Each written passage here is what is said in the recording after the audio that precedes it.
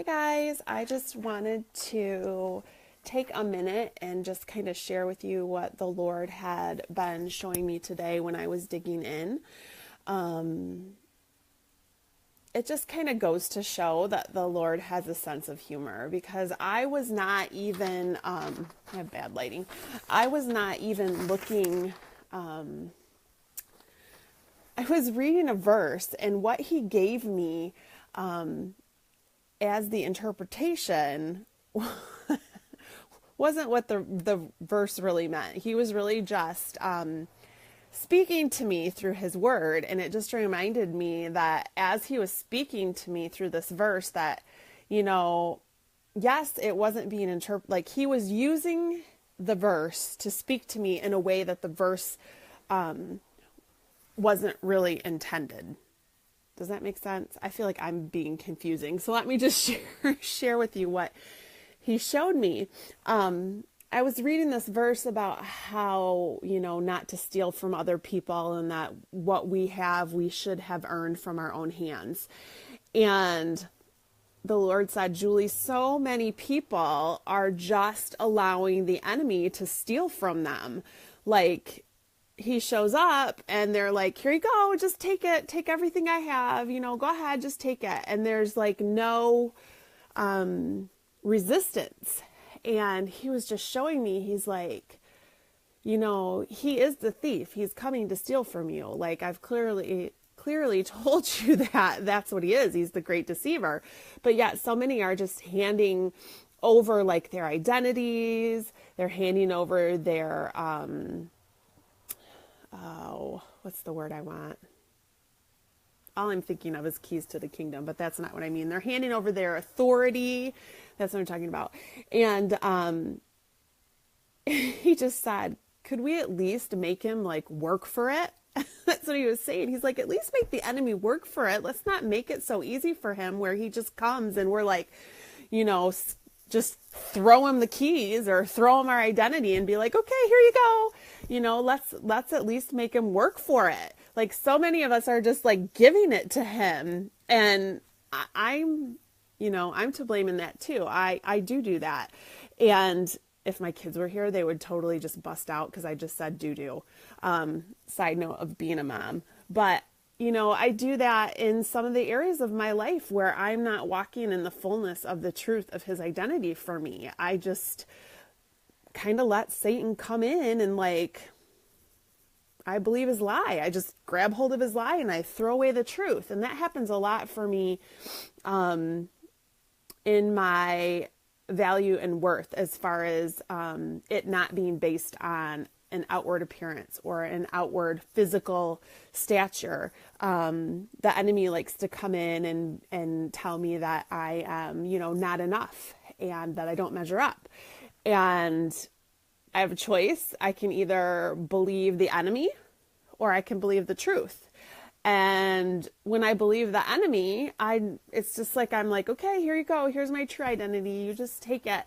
There is no fight. Like, at least let's fight. Let's be like, no, like Jesus did, where he was in the wilderness, no, that's not true. That's not who I am. I'm hitting my thing and I'm making this shake.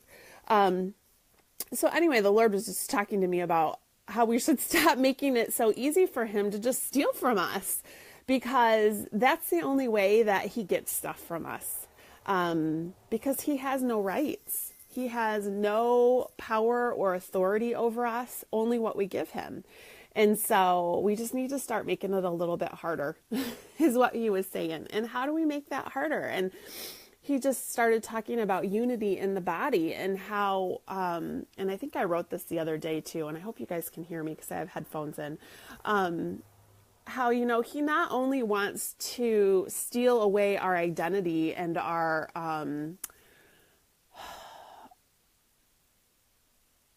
why can't I think of this word every time I want to say it? I just said it again. Not the keys to the kingdom, our identity and our, somebody help me out. What did I say?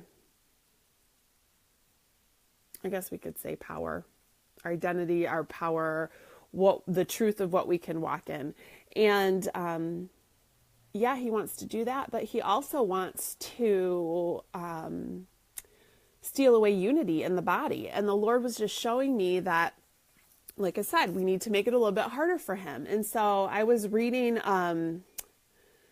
where was it? I don't know. It's chapter 4. I want to say maybe Ephesians, but it says, I therefore, a prisoner of the Lord, urge you to walk in a manner worthy of the calling to which you have been called. And so I just thought, well, that's really interesting. I urge you, which means encourage you or exhort you, to walk in a manner worthy of the calling to which you have been called. And it says, with all humility and gentleness, with patience, bearing with one another in love, eager to maintain the unity of the Spirit in the bond of peace. There is one body and one Spirit, just as you were called to the hope that belongs to your call, one Lord, one faith, one baptism, one God and Father of all, who is over all and through all and in all. But grace was given to each one of us according to the measure of Christ's gifts. And the Lord was just speaking to me about how it's up to us to promote unity in the body. It's up to us to walk in that great calling that we have of love, of agape. And a lot of the things that this verse talked about were actually fruits of the Spirit. It was talking about gentleness, which is a fruit, and patience, which is a fruit, and love, which is a fruit. Like, these are the things that it looks like to walk in unity in the body. We should see humility. We should be able to see each other through God's eyes. We should be able to move with gentleness, which is a fruit of the Spirit. We should be able to move with patience, which is a fruit of the Spirit. We should be able to love, which is agape love, God love. And out of that comes unity. Out of that comes restoration and mending. Out of that comes peace, which is another fruit of the Spirit. And the Lord was just really talking to me about how that's our call. Our call is to love one another, to love our brothers and sisters, to see them through His eyes. And it's just really a call to us to realize that we might not all agree on theology, and we might not all have the same ideas of how scriptures are interpreted in the Bible. And you might not agree with what I teach, and I might not agree with what you teach. But one thing is for sure, like it says, there's one Lord, one faith, one baptism, one God and Father of all, who is over all and through all and in all. And I'm pretty sure we can agree on that. And let's build our unity. Let's build our foundation of belief and friendship and coming together on that. And, you know, a friend of mine uses this a lot. Is it interesting or is it important? You know?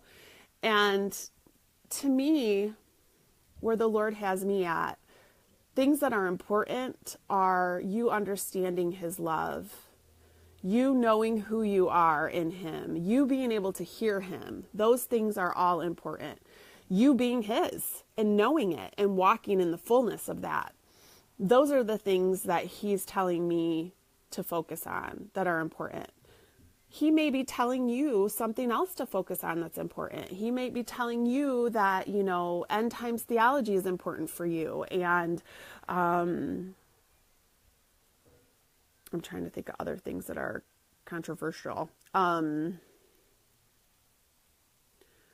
can't think of anything else, but that's okay. But it's just knowing that even if we have differences, even if we don't agree on everything, that we can still be friends. We can still have unity in the body. We can still have relationship. But what does that look like? Again, if we go back to the verse, it's going to take us walking in the fruits of the Spirit. It's going to take us seeing each other through the Lord's eyes. And don't hear me say that this is something that you have to do.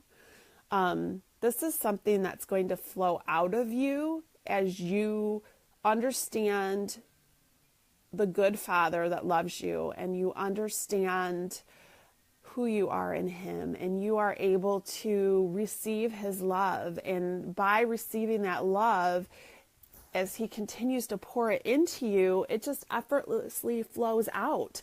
And I don't think it's any coincidence, and other people agree in theology, they've written about this, but I remember when I was looking at the fruits of the Spirit, and the Lord said, the fruit of the Spirit is love.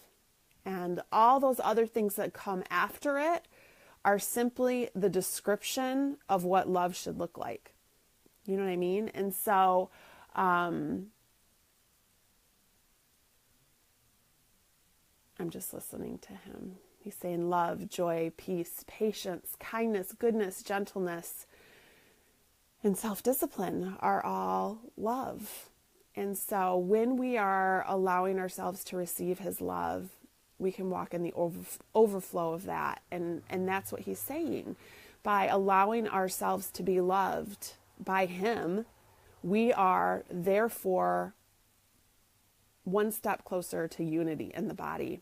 And I think those of us who are now walking in that love and are now experiencing that love that he has for us, we can start to see our perceptions change towards other people, our mentalities change, how we respond to other people that maybe get aggressive or are hurting and lash out at us or misunderstand us or misinterpret us or aren't seeing us how God does. And we can respond with love and not offense and not, attacking back. And that's really what we need for unity in the body, is just allowing ourselves to be loved by him. And out of that allowance is going to come when it's talking about the humility and the gentleness and the patience and the unity and the restoration and the peace. So I feel like this was really scattered today, and I apologize. So I hope that you were able to follow kind of my train of thought and where he was taking me as I was kind of explaining what I learned this morning, and just to be encouraged that if you're in a place right now where you don't know how to receive his love, that he is going to show you that. Or if you're in a place where you're receiving his love, but it's still difficult for you, that he's walking you into even more of a fullness in that. And that out of that receiving effortlessly will flow, the abundance of him and his spirit in us, and the fruits of the Spirit will just manifest effortlessly, and it will just pour out of us. You won't even realize it. It'll be like one day you'll be in a situation and normally you would react a certain way, and all of a sudden you're not reacting like that. You're reacting with love, and you can see this person the way that God does, and you can see that their heart is hurting, and that's why they're saying the things that they're saying. And it's just a shift in you. It's so effortless. You're not even going to realize it's happening until you see the fruit of it pouring out of your life. And so I just want to encourage you in that today, that I've seen that happen in my own life over the last 2 years. And I've seen the changes that he is causing to come forth out of me just by me allowing myself to be loved. And so that's my prayer for you today, that you would just allow yourself to be loved by him, and that you would have a new perspective to all the different ways that he loves you and how he is loving you, and that we would stop making it so easy for the enemy to steal things from us, that we would be open to the love of the Lord, which ultimately will slam the door on the enemy. Because when we receive his love and we realize who we are, and we know that we just stand in that, and we're not an easy target anymore. We're just not, because we know who we are in him. So have a great day, and be blessed, and look for those tangible ways that the Lord's loving you today.